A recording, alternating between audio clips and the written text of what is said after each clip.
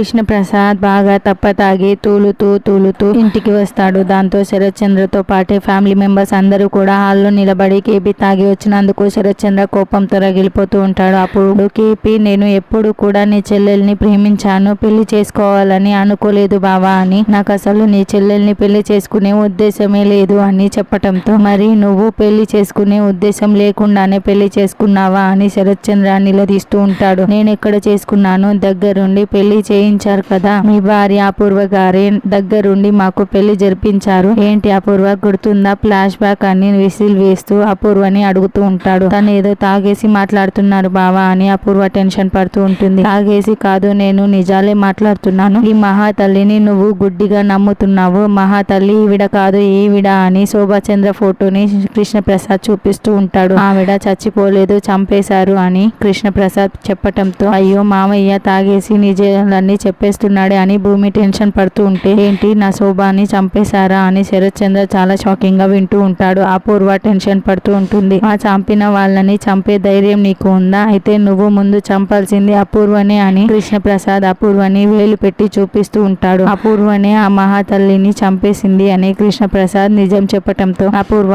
ఇక వణికిపోతూ టెన్షన్ పడుతూ ఉంటుంది. అయితే అపూర్వ ఎలా తప్పించుకుంటుందన్నది రానున్న ఎపిసోడ్ లో తెలుసు.